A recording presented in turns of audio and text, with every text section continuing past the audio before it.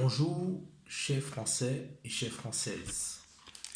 Aujourd'hui, mercredi 4 août 2021, le PLF, Parti libéral de France, va vous faire sa déclaration sur ses propositions pour la campagne des présidentielles de 2022. Pour mémoire, je vous rappelle que le PLF est une association internationaliste dénommée Parti libéral de France.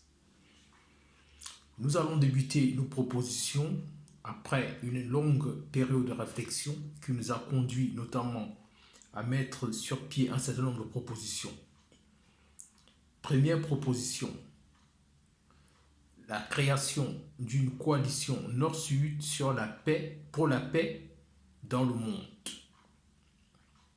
Cette coalition permettra de réfléchir sur les questions mondiales de paix dans le monde, notamment avec tous les foyers de guerre qui existent actuellement sur la planète.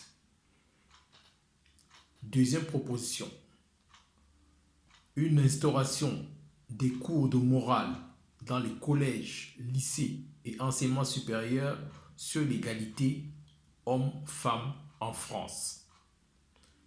Cette proposition permettra à toutes les jeunes filles et jeunes hommes français de comprendre les enjeux de la parité et de l'égalité hommes-femmes, car nous avons assez des meurtres des femmes dans les foyers et de la tension dans les foyers conjugaux. 3. La création d'un pacte social pour lutter contre la pauvreté. Ce pacte comprendra le logement, l'alimentation, la santé et le travail. Il sera financé à 50% par la CAF, qui comprendra toutes les aides, et à 50% par un impôt social pour la pauvreté sur les entreprises. Nous rappelons qu'il existe en France aujourd'hui environ 9 millions de personnes qui travaillent et qui sont dans la pauvreté. Quatrième proposition, la création d'un fonds mondial pour l'Afrique afin de sortir le continent de la pauvreté, ayant pour principal critère le ROI, financé par le G20 et chapeauté par la France. Ce fonds permettra de financer les grands investissements de développement en Afrique et sera financé par le groupe des pays du G20.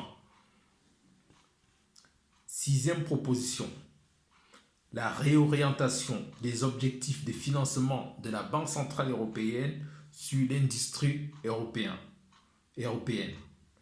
avec des clusters européens et non nationaux, à l'instar des clusters franco-allemands pour la création de l'Airbus. Cette mesure permettra au peuple européen de se concentrer sur le devenu industriel de leur continent grâce à des accords stratégiques entre pays au sein de l'Union européenne. Alors, chers Français, voilà un certain nombre de propositions que je me suis attelé à vous faire à l'aube de cette élection de 2022. Je reviendrai plus précisément sur d'autres propositions en profondeur sur les questions qui vous tiennent à cœur. Je vous remercie, Alphonse Oudambala, président du cabinet AFM Conseil. God bless France.